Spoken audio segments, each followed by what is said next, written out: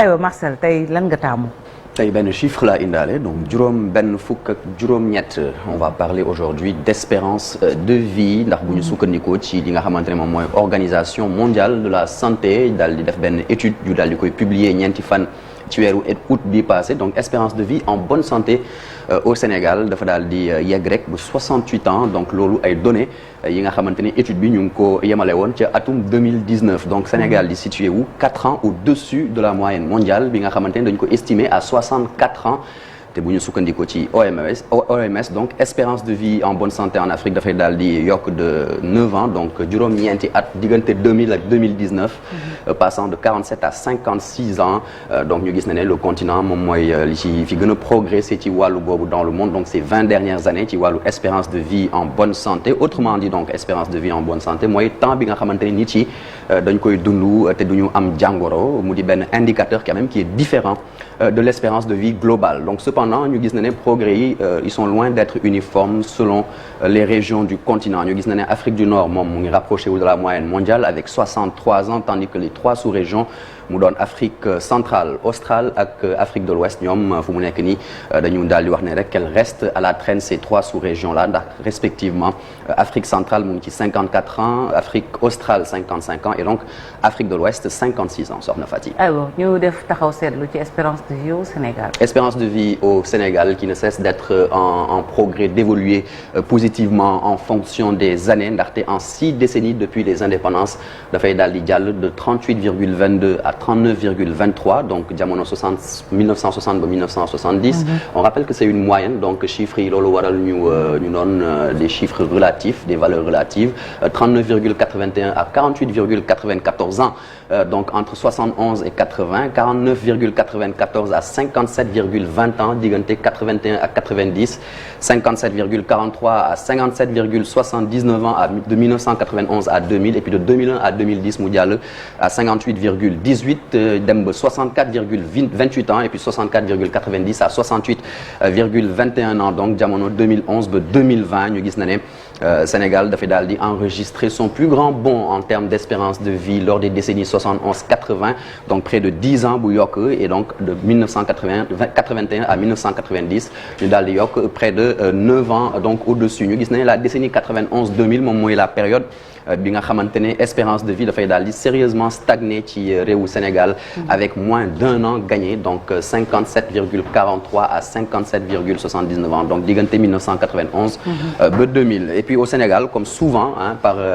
partout ailleurs l'espérance de vie des femmes historiquement moom moo ëpp bi yu góor yi bu ñu sukkandikoo par exemple statistique atum 2020 eh bien jigéen ñi dañuy dund en moyenne 4 ans de plus qu'un homme fii ci réewu Sénégal donc 70,2 ans d'espérance de vie pour les femmes contre 66,1 ans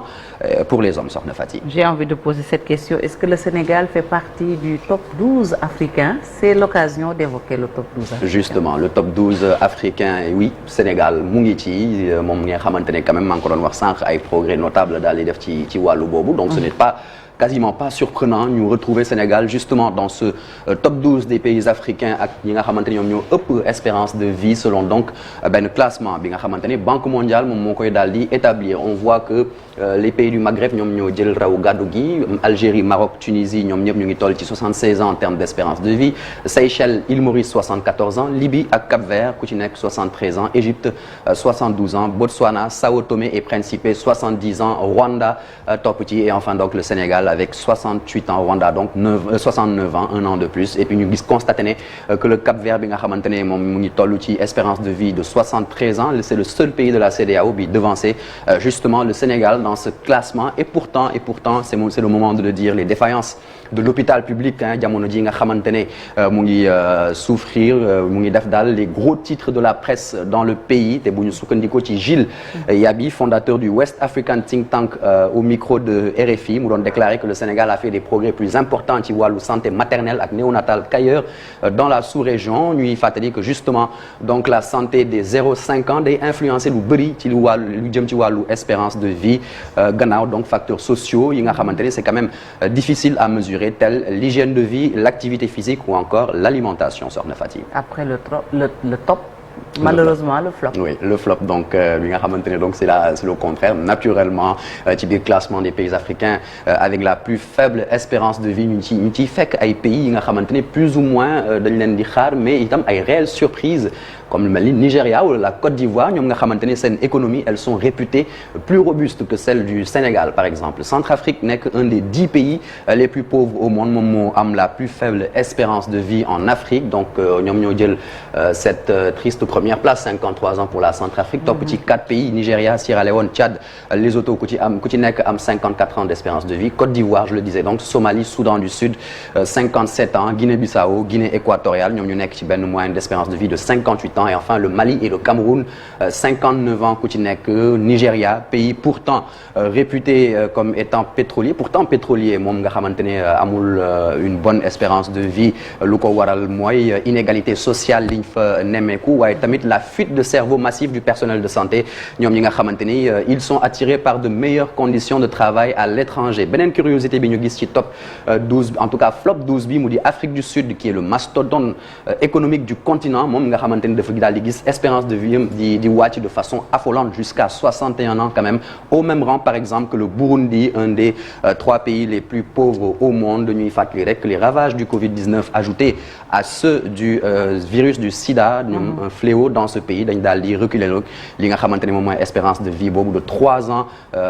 jamono ji nga xamante ne Afrique du Sud en 2019 c'était de 64 ans et donc 2021 on est donc à 61 ans soxna Fati. Très bien très rapidement Malick Thiandoum espérance de vie Sénégal bokk ci top 12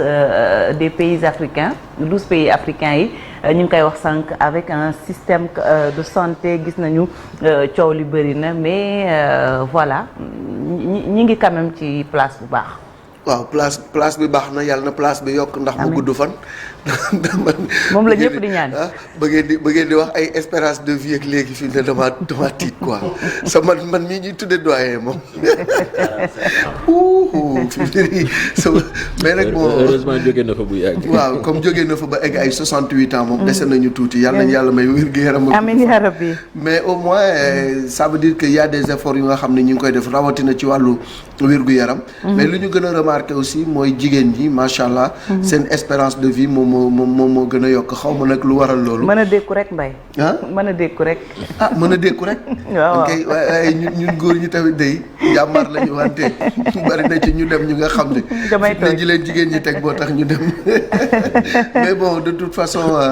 pour être plus sérieux il y a quand même des progrès notoires dans ce domaine-là. Très bien. Et que Sénégal ñi ngi def jéego yu am solo rawatina. ci relever le plateau médical tant que ñu ngi koy def wér-gu-yaramu askan bi ñu koy càmbar. gudd fan mun na am. Très bien. ci askan bi. merci beaucoup et puis Marcel Farba Maroun moo yëngal caméra wu Malick Thiandoum daf doon jëli meew l'écran on te pardonne 7 heures jot na ba tegal ñeent fukki simili ak ñeent ci diwaan boo xam ne Kankurang am na fa taarix bu am solo.